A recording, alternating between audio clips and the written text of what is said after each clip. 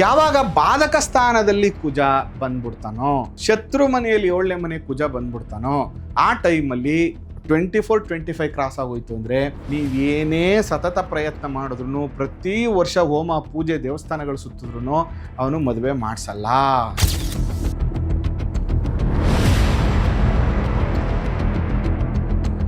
ಏಳನೇ ಮನೆಯಲ್ಲಿ ಅಷ್ಟಮಾಧಿಪತಿ ಕುಜ, 3ನೇ ಮನೆ ಅಧಿಪತಿ ಕುಜ, 3ನೇ ಮನೆ 8ನೇ ಮನೆ ಎರಡೂ ಕೂಡ ಪಾಪಸ್ಥಾನ ಕನ್ಯಾ ಲಗ್ನ, ಬಾಧಕ ಸ್ಥಾನ 7ನೇ ಮನೆ ಆಗಿರೋದ್ರಿಂದ ಇವ್ರಿಗೆ ಡೈವರ್ಸ್ ಅನ್ನ ಈ ಜಾತಕದಲ್ಲಿ ಕೊಡಿಸಿರುವಂಥದ್ದು.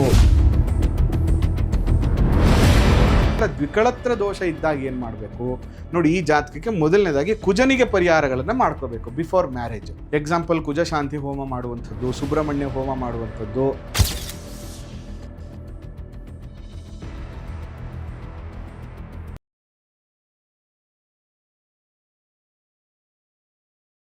ಶ್ರೀ ಗುರುಭ್ಯೋ ನಮಃ. ಮಾಯಕಾರ ಪ್ರಭುವೇ ನಮಃ. ಗಣೇಶ ದೇವಿ ವಾಗ್ದೇವಿ ಮಮ ವಾಕ್ಯ ಸಿದ್ಧಿ ಕುರು ಸ್ವಹ. ಓಂ ನಮೋ ಭಗವತಿ ಚಾಮುಂಡೇಶ್ವರಿ ಮಲಯಾಳ ಸ್ವರೂಪಿಣಿ ಸರ್ವ ಸಿದ್ಧಿಕಾರಿಣಿ ಸತ್ಯಂ ಬ್ರೂಹಿ ಸ್ವಹ. ಆರಾಧ್ಯ ದೈವನಾಗಿರುವಂಥ ಮಲೆಮಾದೇಶ್ವರರನ್ನ ಮನದಲ್ಲಿ ನೆನೆಯುತ್ತಾ, ವಿದ್ಯಾಗುರುಗಳ ತಂದೆ ತಾಯಿಯ ಪಾದಾರವಿಂದಗಳಿಗೆ ನಮಸ್ಕಾರವನ್ನು ಮಾಡ್ತಾ, ಜಗದ್ಗುರು ಪಂಚಾಚಾರ್ಯರನ್ನು ಬಸವಾದಿ ಶರಣರನ್ನ ಮನದಲ್ಲಿ ನೆನೆಯುತ್ತಾ, ನನ್ನೆಲ್ಲ ಪ್ರೀತಿಯ ಯೂಟ್ಯೂಬ್ ವಾಹಿನಿ ವೀಕ್ಷಕ ಬಂಧುಗಳಿಗೆ ನಿಮ್ಮ ಮೂಗೂರು ಮಧು ದೀಕ್ಷಿತ್ ಮಾಡುವ ಪರಿಪೂರ್ಣವಾದಂತಹ ನಮಸ್ಕಾರಗಳು. ಇವತ್ತಿನ ಸಂಚಿಕೆಯಲ್ಲಿ ಇನ್ನು ಮುಂದೆ ಒಂದು ಹೊಸ ರೀತಿಯ ವಿಷಯವನ್ನು ನಿಮ್ಮ ಮುಂದೆ ಪ್ರಸ್ತುತಪಡಿಸುವ ಪ್ರಯತ್ನವನ್ನು ಮಾಡ್ತೇನೆ. ಪ್ರತಿ ವಾರದಲ್ಲಿ 1-2 ಜಾತಕಗಳನ್ನು, ನಿಮ್ಮದು ಕೂಡ ಡೇಟ್ ಆಫ್ ಬರ್ತ್ ಟೈಮಿಂಗ್ಸ್ ಹಾಕ್ಕೊಳ್ಳಿ, ನಿಮ್ಮ ಜಾತಕಗಳನ್ನು ಆಗಾಗ್ಗೆ ಕ್ರಾಸ್ ವೆರಿಫಿಕೇಷನ್ ಮಾಡ್ಕೊಳ್ಳಿ, ನಿಮ್ಮ ಜಾತಕದಲ್ಲೂ ದೋಷಗಳಿದೆಯಾ ಅನ್ನುವಂಥ ಪರೀಕ್ಷೆಯನ್ನು ಮಾಡಿಕೊಳ್ಳಿ ಅನ್ನುವಂಥ ಉದ್ದೇಶದಿಂದ, ಕಾಯಿಲೆ ಬರೋಕ್ಕಿಂತ ಮುಂಚೆ ಎಚ್ಚರಿಕೆಯನ್ನು ತೆಗೆದುಕೊಳ್ಳುವಂಥದ್ದು ತುಂಬ ಒಳ್ಳೆಯದು ಅನ್ನುವಂಥ ನಿಟ್ಟಿನಲ್ಲಿ ಒಂದು ಹೊಸ ರೀತಿಯ ಪ್ರಯತ್ನವನ್ನು ನಾನು ಮಾಡ್ತಾ ಇದ್ದೇನೆ. ಅಂದರೆ ಜಾತಕ ವಿಶ್ಲೇಷಣೆ ಅಂದರೆ ತುಂಬ ಸಿಂಪಲ್ಲಾಗಿ, ತುಂಬ ಕಾಂಪ್ಲಿಕೇಟೆಡ್ ಮಾಡಿದ್ರೆ ಸರಳವಾಗಿ ಅರ್ಥ ಆಗಬೇಕು ಎಲ್ಲರಿಗೂ ಅನ್ನುವಂಥ ನಿಟ್ಟಿನಲ್ಲಿ ಒಂದು ಜಾತಕಗಳನ್ನು ವಿಶ್ಲೇಷಣೆ ಮಾಡ್ತಾ ಹೋಗ್ತೇನೆ. ನೋಡಿ, ಇದೊಂದು ಹೆಣ್ಣು ಮಗುವಿನ ಜಾತಕ. ಇದು 1998ರಲ್ಲಿ ಜನನ ಆಗ್ತಾರೆ. 2021ರಲ್ಲಿ ಮದುವೆ ಆಗುತ್ತೆ. 2024ರಲ್ಲಿ ಈ ಜಾತಕಕ್ಕೆ ಡೈವರ್ಸ್ ಆಗುತ್ತೆ. ಇದು ಪುನರ್ವಸು ನಕ್ಷತ್ರ ಜಾತಕ ಇದು, ಮತ್ತು ಕರ್ಕಾಟಕ ರಾಶಿ ಜಾತಕ. ಅದಕ್ಕೆ ನಾನು ಹಾಕಿದ್ದೀನಿ ಕರ್ಕಾಟಕ ರಾಶಿಯ ಜಾತಕಕ್ಕೆ 3 ವರ್ಷದಲ್ಲಿ ವಿಚ್ಛೇದನ ಅಂದರೆ ಡೈವರ್ಸ್ ಅಂತ ಹಾಕಿದ್ದೇನೆ. ಅಂದರೆ ಈ ಜಾತಕದಲ್ಲಿ ಇವರು ಕರ್ಕಾಟಕ ರಾಶಿಯಲ್ಲಿ ಜನನ ಆಗಿರುವಂಥದ್ದು. ಮತ್ತು ಇವ್ರದ್ದು ಹುಟ್ಟಿರುವಂಥ ಲಗ್ನ ಬಂದು ನೋಡಿ ಕನ್ಯಾ ಲಗ್ನ. ಇವರು ಹುಟ್ಟಿರುವಂಥ ಲಗ್ನ ಬಂದು ಕನ್ಯಾ ಲಗ್ನದಲ್ಲಿ ಜನನ ಆಗಿರುವಂಥದ್ದು. ನೋಡಿ, ಸಾಮಾನ್ಯವಾಗಿ ನಾವೊಂದು ಜಾತಕವನ್ನು ನೋಡುವಂಥ ಸಂದರ್ಭದಲ್ಲಿ, ಜಾತಕ ವಿಶ್ಲೇಷಣೆಯನ್ನು ಮಾಡುವಂತಹ ಸಂದರ್ಭದಲ್ಲಿ ಪ್ರಮುಖವಾಗಿ ಈ ಜಾತಕವನ್ನು ಮದುವೆ ಅನ್ನುವಂತಹ ದೃಷ್ಟಿಕೋನದಲ್ಲಿ ನೋಡುವಾಗ ಮದುವೆ ವಿಚಾರವಾಗಿ ನಾವು ನೋಡ್ತೇವೆ. ನೋಡಿ, 1988 2021 11ರಲ್ಲಿ 8 ಹೋದರೆ 3, 11ರಲ್ಲಿ 8 ಹೋದರೆ 3. ನೋಡಿ, ಆಲ್ಮೋಸ್ಟ್ 2021 ಅಂದರೆ ಇವರಿಗೆ 33ನೇ ವಯಸ್ಸಿಗೆ ಮದುವೆ ಆಗಿದೆ. ಆಲ್ರೆಡಿ ಟೆಕ್ನಿಕಲಿ ಡಿಲೇ ಮ್ಯಾರೇಜ್ ಇದು. ಅಂದರೆ ಆಲ್ರೆಡಿ ಈ ಜಾತಕಕ್ಕೆ ಮದುವೆ ಲೇಟಾಗಿ ಮದುವೆ ಆಗಿದ್ದಾರೆ. ಮದುವೆ ಆದ 3 ವರ್ಷದಲ್ಲಿ ಈ ಜಾತಕಕ್ಕೆ ಡೈವರ್ಸ್ ಆಗುತ್ತೆ. ಕಾರಣ ಏನು ಅಂತ ನೋಡೋಣ. ನೋಡಿ, ಮೊದಲನೇದಾಗಿ ಯಾವುದೇ ಒಂದು ಜಾತಕವನ್ನು ನೋಡುವಾಗ ನಾವು ಯಾವ ವಿಷಯವಾಗಿ ನೋಡ್ತಾ ಇದ್ದೇವೆ. ಯಾಕಂದ್ರೆ ತುಂಬ ವಿಷಯ ಇರುತ್ತೆ ಜಾತಕಗಳನ್ನು ನೋಡುವಂಥ ಸಂದರ್ಭದಲ್ಲಿ, ತುಂಬ ವಿಷಯಗಳಿರುತ್ತೆ ನೋಡಲಿಕ್ಕೆ. ಆದರೆ ಇಲ್ಲಿ ಮದುವೆ ಅಂತ ಬಂದಾಗ ಒನ್ಲಿ ಮದುವೆ ಕಾರಕ ಗ್ರಹ, ಮದುವೆಯ ಭಾವಾಧಿಪತಿ ಎಲ್ಲಿದ್ದಾರೆ ಅನ್ನುವಂತಹ ವಿಷಯವನ್ನು ಮಾತ್ರ ಇಲ್ಲಿ ನಾನು ನಿಮಗೆ ಪ್ರಸ್ತುತಪಡಿಸ್ತಾ ಇದ್ದೇನೆ. ನೋಡಿ, ಲಗ್ನಕ್ಕೆ 7ನೇ ಮನೆ ಇದೆಯಲ್ಲ, ಈ 7ನೇ ಭಾವವನ್ನು ನಾವು ಕಳತೃ ಭಾವ ಅಂತ ಕರಿತೀವಿ. ಇದು ಹೆಣ್ಣು ಮಗಳ ಜಾತಕ ಆಗಿರೋದ್ರಿಂದ ಈ ಸಪ್ತಮ ಭಾವವನ್ನು ಗಂಡನ ಭಾವ ಅಂತ ಕರಿತೀವಿ. ನೋಡಿ, ಈ ಸಪ್ತಮ ಭಾವ ಸಾಮಾನ್ಯವಾಗಿ ಈ ಕನ್ಯಾ ಲಗ್ನ ಇದೆಯಲ್ಲ, ಈ ಕನ್ಯಾ ಲಗ್ನಕ್ಕೆ ಈ ಮೀನರಾಶಿ ಬಾಧಕ ರಾಶಿ ಆಗ್ತದೆ. ನೋಡಿ, ಇಲ್ಲಿ ಮೊದಲನೇದಾಗೆ ಬಾಧಕ ರಾಶಿ ಆಗೋಯ್ತಿದು. ಯಾವಾಗ ಕನ್ಯಾ ಲಗ್ನದಲ್ಲಿ ಹುಟ್ಟಿರ್ತಾರೋ ಅವ್ರಿಗೆ 7ನೇ ಮನೆ ಕೆಡ್ತು ಅಂದರೆ 100% ಡೈವರ್ಸ್ ಆಗುತ್ತೆ, ಅಥವಾ ದ್ವಿಕಳತ್ರ ದೋಷವನ್ನು ಇಂಡಿಕೇಟ್ ಮಾಡುತ್ತೆ, ಬಾಧೆಯನ್ನು ಉಂಟು ಮಾಡ್ತದೆ ಅಂತ. ಸಪ್ತಮ ಭಾವವೇ ಇಲ್ಲಿ ಬಾಧಕ ಸ್ಥಾನ ಆಗಿದೆ. ಒಂದು ರೂಲ್ ಇದೆ, ಏನಂದರೆ ಸಪ್ತಮ ಭಾವದಲ್ಲಿ ಬಾಧಕ ಸ್ಥಾನವಾಗಿದ್ದರೆ ಅಲ್ಲಿ ಪಾಪಗ್ರಹಗಳಿರಬಾರ್ದು. ಪಾಪಗ್ರಹಗಳೇನಾದ್ರು ಇದ್ದರೆ ಅವ್ರಿಗೆ ಡೈವರ್ಸ್ ಆಗುತ್ತೆ. ಅಥವಾ ಗಂಡ ಹೆಂಡತಿ ದೂರ ಆಗ್ತಾರೆ. ಮತ್ತು ಕಾರಣಗಳೇನೇ ಇರಲಿ, ಅದು ಗಂಡನಿಗೆ ಈಗೋ ಕ್ಲಾಶಸ್ ಇರ್ಬೋದು, ಯಾಕಂದರೆ ಸಪ್ತಮ ಭಾವದಲ್ಲಿ ಕುಜ ಇರೋದ್ರಿಂದ is A very strong minded ಇರ್ತಾರೆ, ಸ್ವಲ್ಪ ಡಾಮಿನೇಟ್ ನೇಚರ್ ಇರುತ್ತೆ ಅಂತ ನಾವು ಇಲ್ಲಿ ಕನ್ಸಿಡರ್ ಮಾಡ್ಬೋದು ಮದುವೆ ಆಗುವಂಥ ಹುಡುಗನನ್ನು. ಆದರೆ ಇಲ್ಲಿ ಯಾಕೆ ಇವ್ರಿಗೆ ಸಂಸಾರ ಸುಖ ಸಿಕ್ಕಲಿಲ್ಲ ಅಥವಾ ಮದುವೆ ಯಾಕೆ ಲೇಟ್ ಆಯಿತು ಅಂತ ನಾವು ಕನ್ಸಿಡರ್ ಮಾಡೋದಾದರೆ ನೋಡಿ, ಮೊದಲನೇದಾಗಿ ಇದು ಶುಕ್ರ, 7ನೇ ಮನೆ ಅಧಿಪತಿ ಗುರು 9ನೇ ಮನೆಯಲ್ಲಿ ಶುಕ್ರನ ಜೊತೆ ಕೂತಿದ್ದಾನೆ. 9ನೇ ಸ್ಥಾನ ತ್ರಿಕೋನ ಭಾವ, ಇಟ್ ಈಸ್ ಎ ಪವರ್ಫುಲ್ ಭಾವ ಅಂತ ಕರಿತೀವಿ.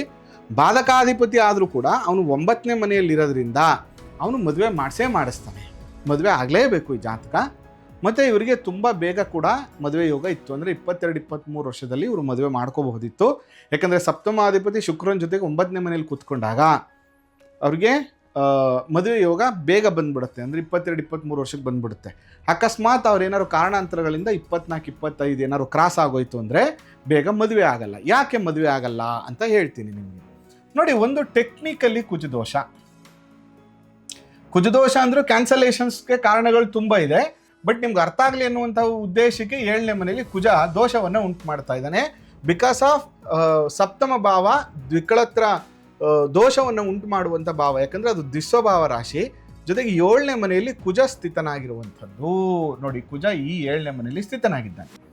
ಯಾವಾಗ ಬಾಧಕ ಸ್ಥಾನದಲ್ಲಿ ಕುಜ ಬಂದ್ಬಿಡ್ತಾನೋ, ಶತ್ರು ಮನೆಯಲ್ಲಿ 7ನೇ ಮನೆ ಕುಜ ಬಂದ್ಬಿಡ್ತಾನೋ, ಆ ಟೈಮಲ್ಲಿ 24-25 ಕ್ರಾಸ್ ಆಗೋಯ್ತು ಅಂದರೆ 28-29 ವರ್ಷ ಆಗೋವರೆಗೂ ನೀವೇನೇ ಸತತ ಪ್ರಯತ್ನ ಮಾಡಿದ್ರು, ಪ್ರತಿ ವರ್ಷ ಹೋಮ ಪೂಜೆ ದೇವಸ್ಥಾನಗಳು ಸುತ್ತಿದ್ರು ಅವನು ಮದುವೆ ಮಾಡಿಸಲ್ಲ.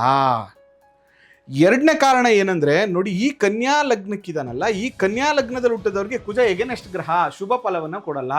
ನೋಡಿ, 3ನೇ ಮನೆ ಅಧಿಪತಿ ಆದ ಈ ಜಾತಕಕ್ಕೆ ಪ್ಲಸ್ 8ನೇ ಮನೆ ಅಧಿಪತಿ ಕೂಡ ಆಗ್ಬಿಟ್ಟ. ಮೊದಲನೇದಾಗೆ ಈ ಕನ್ಯಾ ಲಗ್ನದಲ್ಲಿ ಹುಟ್ಟಿರುವಂಥವ್ರಿಗೆ ಕುಜ ಮಾರಕನಾಗ್ತಾನೆ ಮತ್ತು ಶತ್ರು ಆಗ್ತಾನೆ. ಕನ್ಯಾ ಲಗ್ನದವ್ರಿಗೆ ತುಂಬ ಕೆಟ್ಟ ಗ್ರಹ ಯಾರು ಅಂದರೆ ಅದು ಕುಜನೇ.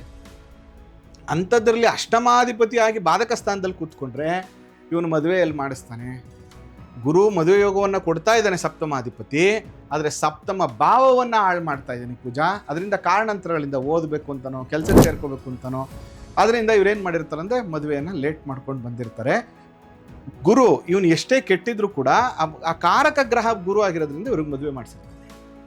ಆದರೆ ಯಾವಾಗ ಕುಜ ಅಷ್ಟಮಾಧಿಪತಿ ಆಗ್ತಾನೋ ಆ ಸಂದರ್ಭದಲ್ಲಿ ಗಂಡನಿಗೆ ಅಕಾಲಿಕ ದೂರ ಆಗುವಂಥದ್ದು, ಡೈವರ್ಸ್ ಪಡ್ಕೊಳ್ಳುವಂಥದ್ದು, ಈ ಥರದೊಂದು ಇನ್ಸಿಡೆಂಟು ಬಿಫೋರ್ 6 to 9 ಇಯರ್ಸ್ ಒಳಗಡೆ ಆಗಬೇಕು ಅಂತ ಹೇಳ್ತೀವಿ ಜಾತಕದಲ್ಲಿ. 9 ವರ್ಷದೊಳಗಡೆ ಆಗಬೇಕು ಅಂತ. ಅದರಿಂದ ಇಲ್ಲೇನಾಗ್ತಾ ಇದೆ, 7ನೇ ಮನೆಯಲ್ಲಿ ಅಷ್ಟಮಾಧಿಪತಿ ಕುಜ, 3ನೇ ಮನೆ ಅಧಿಪತಿ ಕುಜ, 3ನೇ ಮನೆ 8ನೇ ಮನೆ ಎರಡೂ ಕೂಡ ಪಾಪಸ್ಥಾನ ಕನ್ಯಾ ಲಗ್ನಕ್ಕೆ. ಈ ಕನ್ಯಾ ಲಗ್ನಕ್ಕೆ ಪಾಪಸ್ಥಾನಾಧಿಪತಿ ಆದ ಗ್ರಹ 8ನೇ ಮನೆಯಲ್ಲಿ ದುಸ್ಥಾನದಲ್ಲಿ, ಅಂದರೆ ದುಸ್ಥಾನ ಅನ್ನೋದಕ್ಕಿಂತ ಹೆಚ್ಚಾಗಿ ಇದನ್ನು ಬಾಧಕ ಸ್ಥಾನ ಅಂತ ಕರಿತೀವಿ. ಯಾಕಂದ್ರೆ ದುಸ್ಥಾನ ಅಂತ ಬಂದ ತಕ್ಷಣ 6, 8, 12 ಅಂದ್ಬಿಡ್ತೀವಿ. ಬಟ್ ಬಾಧಕ ಸ್ಥಾನ 7ನೇ ಮನೆ ಆಗಿರೋದ್ರಿಂದ ಒಂದೇ ಒಂದು ಗ್ರಹ, ಈ ಕುಜ ಅನ್ನುವಂತಹ ಒಂದೇ ಒಂದು ಗ್ರಹ ಇವರಿಗೆ ಡೈವರ್ಸನ್ನು ಈ ಜಾತಕದಲ್ಲಿ ಕೊಡಿಸಿರುವಂಥದ್ದು.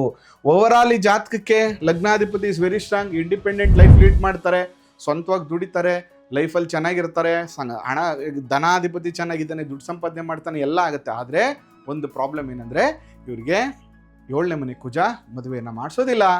ಮತ್ತು ಮದುವೆ ಮಾಡಿಸಿದ್ರು ಕೂಡ, ಅಂದರೆ ಬೇಗ ಮದುವೆ ಮಾಡಿಸಲ್ಲ, ಮದುವೆ ಮಾಡಿಸಿದ್ರು ಕೂಡ ಅದು ಕೆಲವೇ ದಿನದಲ್ಲಿ ಕಿತ್ತೋಗುವಂಥ ಸಾಧ್ಯತೆಗಳಿರ್ತದೆ. ಅದಕ್ಕೆ ನಾವು ಯಾವಾಗಲೂ ಜಾತಕಗಳನ್ನು ಪರಿಶೀಲನೆ ಮಾಡಿಸಿ. ಈ ಥರ ದ್ವಿಕಳತ್ರ ದೋಷ ಇದ್ದಾಗ ಏನು ಮಾಡಬೇಕು ನೋಡಿ, ಈ ಜಾತಕಕ್ಕೆ ಮೊದಲನೇದಾಗಿ ಕುಜನಿಗೆ ಪರಿಹಾರಗಳನ್ನು ಮಾಡ್ಕೋಬೇಕು ಬಿಫೋರ್ ಮ್ಯಾರೇಜ್. ಎಕ್ಸಾಂಪಲ್, ಕುಜ ಶಾಂತಿ ಹೋಮ ಮಾಡುವಂಥದ್ದು, ಸುಬ್ರಹ್ಮಣ್ಯ ಹೋಮ ಮಾಡುವಂಥದ್ದು, ಅದರ ಜೊತೆಗೆ ಆ 108 ಸಮ್ಮಿತಿಯಿಂದ ಹೋಮ ಮಾಡುವಂಥದ್ದು, ತೊಗರಿ ದಾನ ಮಾಡುವಂಥದ್ದು, ಅದರ ಜೊತೆಗೆ ಹೆಣ್ಮಗು ಆಗಿರೋದ್ರಿಂದ ಕುಂಭ ವಿವಾಹವನ್ನು ಮಾಡುವಂಥದ್ದು. ಕುಂಭ ವಿವಾಹ ಮದುವೆಗಲ್ಲ, ಕುಂಭ ವಿವಾಹ ಬಂದು ಮದುವೆ ದೋಷ ನಿವಾರಣೆ ಮಾಡಲಿಕ್ಕೆ ಬಿಫೋರ್ ಮ್ಯಾರೇಜ್, ಮದುವೆ ಎಂಗೇಜ್ಮೆಂಟ್ ಆಗಲಿಕ್ಕೆ ಸ್ವಲ್ಪ ದಿನಗಳಿಗಿಂತ ಮುಂಚೆ ಒಂದು ಕುಂಭ ವಿವಾಹವನ್ನು ಮಾಡಿಸುವಂಥದ್ದು. ಈ ರೀತಿಯಾದ ಒಂದಷ್ಟು ಪರಿಹಾರ ಕ್ರಮಗಳನ್ನು ತೆಗೆದುಕೊಳ್ಳುವಂಥದ್ದು. ಜೊತೆಗೆ ಈ ರೀತಿ ಕಾಂಬಿನೇಷನ್ ಇದ್ದಾಗ ತುಂಬ ಲೇಟಾಗಿ ಮದುವೆ ಆಗೋದೇ ತಪ್ಪು. ಫಸ್ಟ್ ಆಫ್ ಆಲ್ 24 ಒಳಗಡೆ ಮದುವೆ ಮಾಡಿಕೊಂಡು ಲೈಫ್ನ ಸೆಟ್ಲ್ ಮಾಡ್ಕೋಬೇಕಾಗತ್ತೆ. ಅದರಿಂದ ಈ ಥರ ಪ್ರಾಬ್ಲಮ್ ಇರುತ್ತೆ. ನೋಡಿ, ಯಾವಾಗ್ಲೂ ಜ್ಯೋತಿಷ್ಯ ಏನು ಹೇಳುತ್ತೆ ಅಂತಂದರೆ ಗೈಡೆನ್ಸನ್ನು ಹೇಳುತ್ತೆ. ಅಂದರೆ ನೋಡಿ, ಹಿಂಗಿರುತ್ತೆ, ಈ ಥರ ಯೋಗ ಇರುತ್ತೆ, ಈ ಥರ ದಶಾಭುಕ್ತಿ ಇರುತ್ತೆ, ಈ ಟೈಮಲ್ಲಿ ಹಿಂಗಿರಬೇಕು, ನಿಮ್ಮನ್ನು ನೀವು ಬದಲಾಯಿಸ್ಕೋಬೇಕು ಅಂತೆಲ್ಲ ಹೇಳ್ತೀವಿ. ಅದು ಕೂಡ ಪರಿಹಾರ ಅಂದರೆ ಹೋಮ ಪೂಜೆ ಅಷ್ಟೇ ಪರಿಹಾರ ಅಲ್ಲ, ನಿಮ್ಮನ್ನು ನೀವು ಬದಲಾಯಿಸ್ಕೊಳ್ಳೋದು ಕೂಡ ನಿಮಗೆ ಪರಿಹಾರ ಅಂತ ಹೇಳ್ತಾ ನೋಡಿ.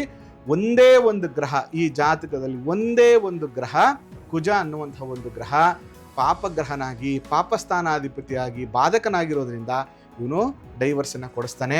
ನೋಡಿ, ಲೇಟ್ ಮ್ಯಾರೇಜ್ ಮಾಡಿಸ್ತಾನೆ, 33 ವರ್ಷಕ್ಕೆ ಮದುವೆ ಮಾಡಿಸ್ತಾನೆ, 21ಕ್ಕೆ ಮದುವೆ ಆಗುತ್ತೆ, 24ಕ್ಕೆ ಡೈವರ್ಸ್ ಆಗುತ್ತೆ. ಅದರಿಂದ ಜಾತಕ ಪರಿಶೀಲನೆ ಅನ್ನೋಂಥದ್ದು ಬಹಳ ಮುಖ್ಯ ಅಂತ ಹೇಳ್ತಾ, ನಿಮಗೂ ಇಷ್ಟ ಆಗಿದೆ ಅಂತ ಭಾವಿಸ್ತೇನೆ. ಮುಂದೆ ಇನ್ನೊಂದು ಜಾತಕ ವಿಶ್ಲೇಷಣೆ ಜೊತೆಗೆ ಮುಂದಿನ ಸಂಚಿಕೆಯಲ್ಲಿ ಸಿಗ್ತೀನಿ. ನಿಮಗೂ ಜಾತಕ ಪರಿಶೀಲನೆ ಮಾಡಿಸ್ಬೇಕು, ಪರಿಹಾರಗಳನ್ನು ಮಾಡ್ಕೋಬೇಕು ಅಂದರೆ ಭೇಟಿ ಮಾಡಿ. ಆ ಮಲೆಮಹದೇಶ್ವರರ ಅನುಗ್ರಹ ಸದಾ ನಿಮ್ಮ ಮೇಲಿರಲಿ. ನಮಸ್ಕಾರ.